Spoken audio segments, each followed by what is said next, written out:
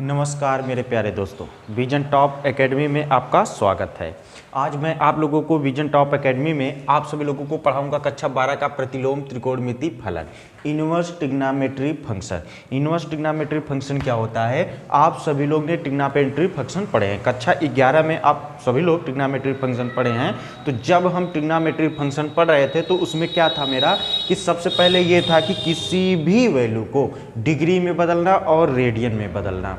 फिर उसके बाद मैंने पढ़ा साइन को, कॉस को, टेन को, कॉट को, सेक को, कॉसेक को बदलना। आज हम आप सभी लोगों को पढ़ाएंगे इनवर्स ट्रिग्नोमेट्री फंक्शन। तो इनवर्स ट्रिग्नोमेट्री फंक्शन होता क्या है कि गणित में त्रिकोणमिति फलनों के फलनों के प्रतिलोम फलनों का जो मान प्राप्त होता है उसी को हम कहते हैं प्रतिलोम त्रिकोणमिति फलन कहते हैं, इनवर्स ट्रिग्नोमेट्री फंक्शन। तो इनवर्स ट्रिग्नोमेट्री फंक्शन होता क्या है कि जैसे अगर हम पढ़ रहे हैं, अगर हम जानते हैं कि साइन थीटा, अगर हम पढ़ रहे हैं साइन थीटा बराबर होता है लंब बटे कर्ण, और ये लंब बटे कर्ण आता कहाँ से है? जैसे मान लो कि एक आपका क्या है कि एक आपका समकोण त्रिभुज है और इस समकोण त्रिभुज में जो 90 डिग्री होता है, इस 90 डिग्री के सामने वाला हमेशा कर्ण होता है। और चलो हम कर्ण को मान लेते हैं सी। क्या मान लेते हैं? सी। और मान लो कि अगर ये थीटा है तो इस थीटा के सामने वाला हमेशा हमारा क्या होगा? लंब होगा, और लंब को हम मान लेते हैं ए। और जो बचा आपका ये क्या होगा? ये होगा आपका आधार, और इसको हम मान लेते हैं बी, और ये हमारा होगा कर्ण होगा। अब देखिए, अगर हम साइन थीटा के बारे में पढ़ रहे हैं, जैसे अगर हम ये साइन थीटा के बारे में पढ़ रहे हैं तो लंब का मान क्या है? ए है, लंब हमारा ए है और कर्ण हमारा सी है। तो साइन थीटा का वैल्यू जो प्राप्त होगा ए बटे सी प्राप्त होगा, यह आपका एक कांस्टेंट होगा। क्या होगा? एक कांस्टेंट होगा। और जो अब मान लीजिए कि जो थीटा होगा, यह थीटा आपका क्या होगा? एक डिग्री होगा। और डिग्री आपका दो प्रकार का, या तो डिग्री रहेगा तो इसको हम क्या करेंगे? डिग्री रहेगा तो हमारा ये रहेगा जैसे थीटा के ऊपर डिग्री लग गया, या तो अगर हमारा रेडियन में है तो रेडियन को हम कहेंगे, रेडियन को हम ये यन पाई में करेंगे। यन पाई मतलब कि अगर जैसे 45 डिग्री है, अगर जैसे 45 डिग्री है तो 45 को जब हमें रेडियन में बदलना है तो कुछ मत करना, पाई से गुणा कर देना, पाई से भाग कर देना। किसी भी संख्या को अगर हम गुणा और भाग करते हैं तो उसमें कुछ भी प्रभाव नहीं पड़ता। और जान लो कि पाई को हम 180 भी कहते हैं, तो देखो हमें ऊपर पाई को रखना है तो नीचे वाले पाई को हम क्या करेंगे? 180 रख देंगे। तो ये हमारा हो जाएगा 45 गुणे में पाई हो जाएगा, बटे में ये हमारा हो जाएगा 180। 45 को जब 180 से काटेंगे तो ये हो जाएगा 4, तो ये हो जाएगा पाई बटे में 4 हो जाएगा। इसका यूज हम करेंगे ट्रिग्नोमेट्री में, तो इसको हम बता दिए। अभी तो आप लोग बस ये देखिए, अगर जैसे ये देखिए साइन थीटा बराबर ए बटे में सी है, मतलब ए आपका क्या है? लंब है, सी आपका कर्ण है। और जब कोई भी कांस्टेंट बाई कांस्टेंट होता है तो उसका वैल्यू कांस्टेंट ही होता है। तो जैसे अगर यह आपका एक कांस्टेंट है, अगर यही आपका इसमें से केवल अगर हमें डिग्री निकालना है तो डिग्री ही हमारा क्या हो जाएगा? इधर जाएगा तो साइन इनवर्स ए बटे में सी हो जाएगा।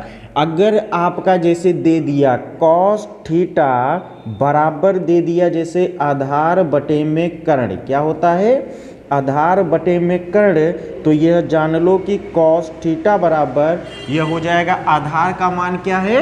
बी है, और कर्ण का मान क्या है? सी है। और ये थीटा का जब वैल्यू निकालेंगे, जब भी हम डिग्री का वैल्यू निकालेंगे तो ये कॉस उधर जाएगा, तो ये हमारा हो जाएगा कॉस इनवर्स बी बटे में सी हो जाएगा।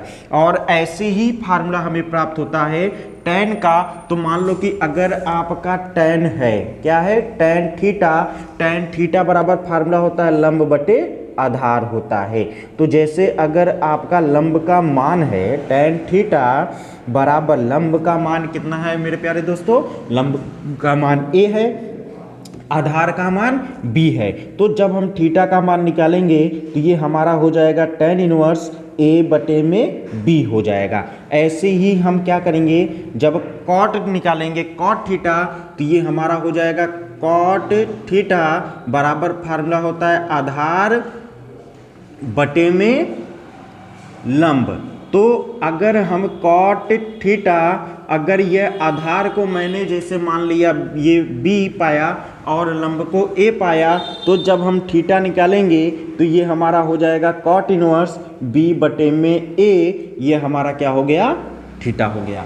अगर जैसे हम पूछे कि अगर सेक थीटा का, तो सेक थीटा का फार्मूला होता है कर्ण बटे में आधार। क्या होता है, कर्ण बटे में आधार। और कर्ण बटे आधार का जब हम मान निकालेंगे तो देखिए सेक थीटा बराबर कर्ण का मान कितना है, सी है, कर्ण का मान सी है, आधार का मान बी है। तो थीटा का मान जब हम निकालेंगे तो ये हो जाएगा सेक इनवर्स सी बटे में बी।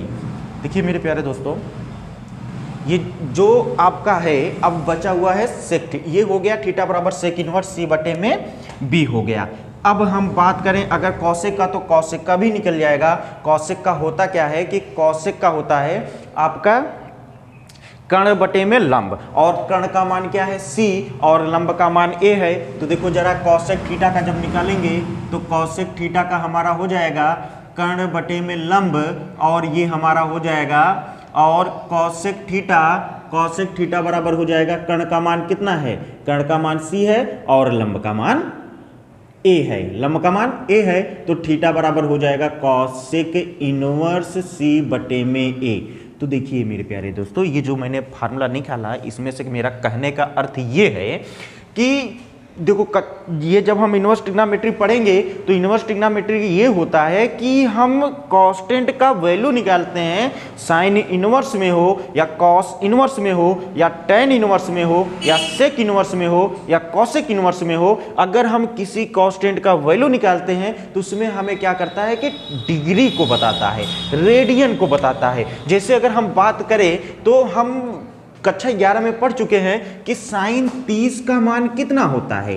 जैसे अगर हम पूछे साइन 30 अंश का मान कितना होता है 1/2, तो हम जो ये 30 अंश 45 अंश ये सब जो लिखना सीखे हैं ये हम कक्षा 10वीं तक सीखे हैं। 11वीं से हमने सीखना शुरू कर दिया था कि साइन 30 अंश और 30 अंश को जब रेडियन में बनाना है तो हमने अभी आपको सिखाया कि रेडियन में बनाने का सिर्फ एक ही काम है, क्या करना है कि 30 अंश को यहाँ रखो, फिर इंटू में पाई करो, बटे में 180 करो, काट दो, 3 6 18। तो ये हो गया π/6। तो ये हो जाएगा साइन π/6 बराबर 1/2। अगर ये साइन उधर गया तो π/6 का मान हो जाएगा साइन इनवर्स 1/2 हो जाएगा।